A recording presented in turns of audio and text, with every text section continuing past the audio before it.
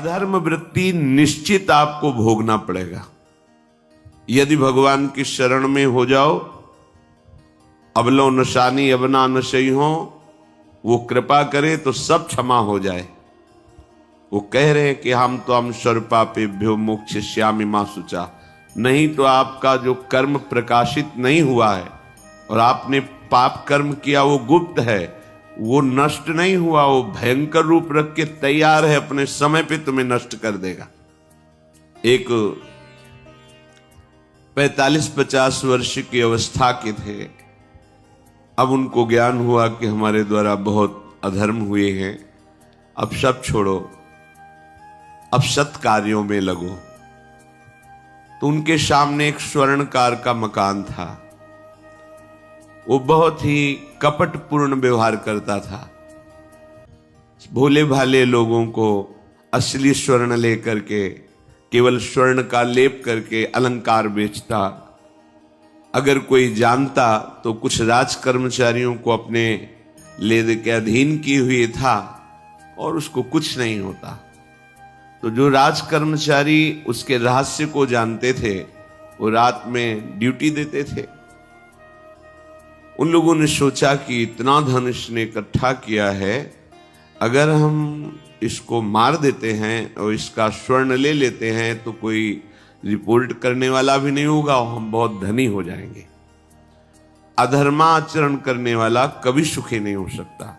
स्वर्णकार अधर्माचरण कर रहा था तो उसके अधर्म आचरण में सम्मिलित होने वाले राज कर्मचारियों ने उसे मार दिया। उसका स्वर्ण ले लिया, धन ले लिया और उसे एक बॉक्स में बंद करके वो निकल ही रहे थे कि वो जो धर्म पे चलना ठाना था उन्होंने देख लिया। बाहर निकले, उनका ये क्या है? अब वो तो फंस गए, क्योंकि बॉक्स में उसकी लाश थी और सब बैग झोला में स्वर्णाभूषण धन था। उन्होंने तुरंत उसको कहा, आवाज मत दीजिएगा, देखो हम तुम्हें हिस्सा दे देंगे। ये जो धन हमारे पास है इसको हम 3 हिस्से में बांट लेंगे और इसको हम नष्ट कर देते हैं, कोई जानेगा नहीं, हम राज कर्मचारी हैं, किसी तरह का फसाव नहीं होगा। उन्होंने कहा, ये मैं अधर्म का कार्य नहीं कर सकता, मैं तो अब हल्ला मचाऊंगा, सबको बुलाऊंगा और बताऊंगा कि तुमने इसकी हत्या की है और इसका धन अपहरण कर रहे थे। अब राज कर्मचारी, उन्होंने सोचा हमारी ड्यूटी भी जाएगी, धन भी जाएगा, सजा भी मिलेगी। दोनों ने इशारे में ही बात कर ली और हल्ला मचा के दौड़ पड़े, पकड़ो इसे, पकड़ो, जाने न पाए। उसे पकड़ लिया, लोग इकट्ठा हुए, क्या हुआ? देखो ये धन अपहरण करके जा रहा था, इसकी हत्या कर दी। तो हम लोग गश्त लगा रहे थे तो हमें शंका हुई, आए तो देखा ये पकड़ा गया, जो धर्म से चल रहा था उसको पकड़ लिया। अब तो प्रमाण, राजकर्मचारी खुद गवाही देने के लिए तैयार, उसे बंद किया गया, मुकदमा हुआ। वो बार बार जज के सामने यही कहता था, जिसकी कसम खवाओ हम कसम खा लेते हैं, हमने बिल्कुल ये कार्य नहीं किया, ये लोग ये कार्य कर रहे थे, हमने इनको रोका तो इन्होंने मुझे साझेदारी के लिए, पर मैंने वो स्वीकार नहीं किया तो फिर इन्होंने ऐसा किया। पर उसकी कौन बात माने?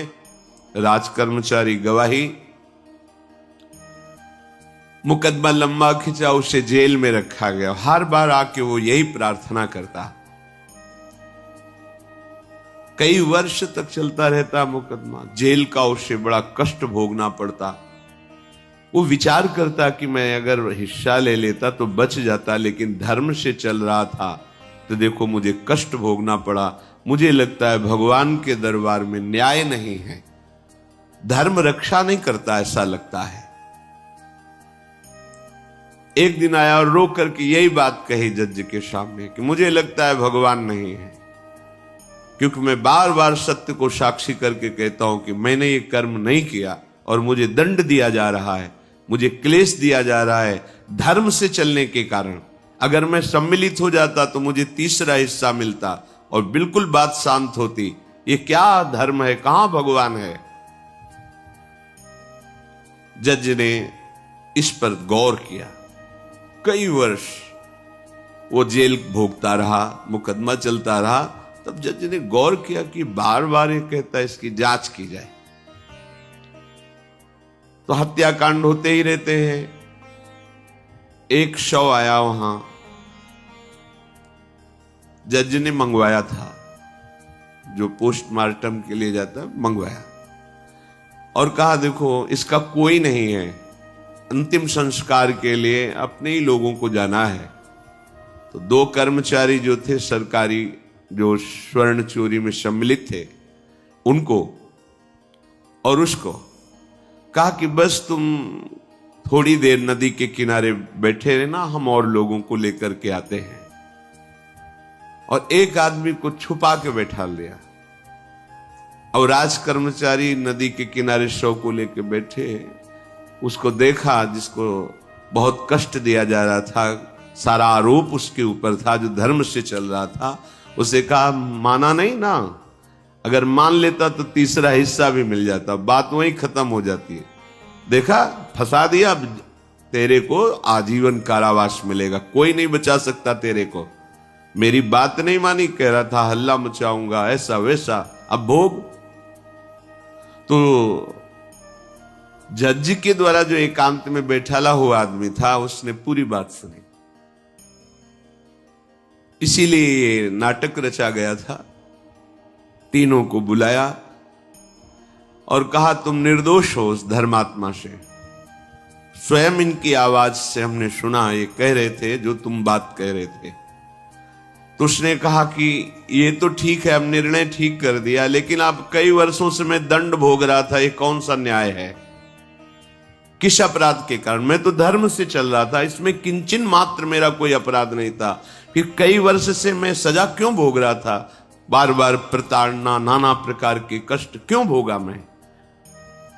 जज ने कहा तुम हृदय को साक्षी करके बताओ, क्या कोई ऐसा अपराध किया है जिसका प्रकाश ना हुआ हो और तुम्हें दंड ना मिला हो? हम अब उसका कोई दंड थोड़ी तुम्हें देंगे, लेकिन तुम्हारे अंदर जो भगवान के प्रति आरोप है उसका निराकरण हो जाएगा। उसने कहा हाँ, यौवन अवस्था में मैंने किसी स्त्री को ऐसा ऐसा, और वो विरोध करने पर भी उसे मार दिया और आज तक बात कोई प्रकाशित नहीं हुई। तो बोले फिर भगवान को क्यों दोष देते हो? वो कर्म तुम्हारा दंड अगर मिल जाता तो नष्ट हो जाता, वो कर्म सुरक्षित है। उसी कर्म ने तुम्हें यहां अधर्म ना होने पर भी फंसाया और देखो तुम्हें भोगना पड़ा। तो निश्चित समझो, यदि आप अधर्म के द्वारा कोई भी सुख साधन करेंगे तो आप नष्ट होंगे। अधर्म के द्वारा आप धन आदि छीनना चाहेंगे तो आप नष्ट होंगे।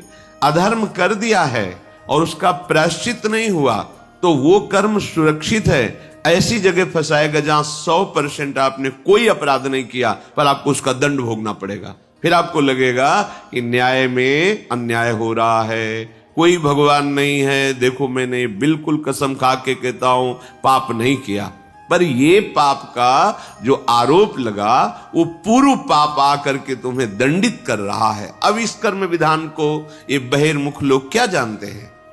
तभी कहते हैं अरे कहां भगवान, कैसे भगवान? आज तुम धर्म से चल रहे हो, लेकिन कल तुमने जो कर्म किया तो तुम शरणागत होकर भजन के द्वारा उसको नष्ट नहीं किया ना, तो वो सुरक्षित है। अवश्य में भोक्तव्यम कृतम कर्म शुभाशुभम।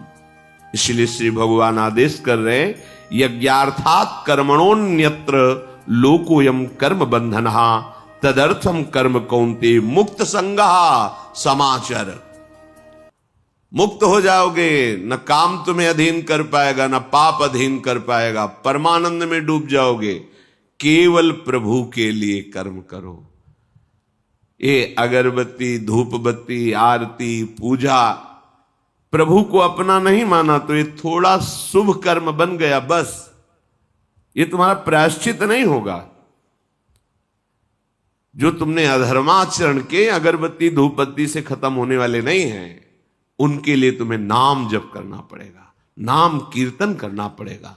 नाम कीर्तनम यस्य सर्व पाप प्रणाशनम। समस्त पापों का नाश करने में समर्थ है। राधा राधा राधा, कृष्ण कृष्ण कृष्ण, गोविंद गोविंद गोविंद।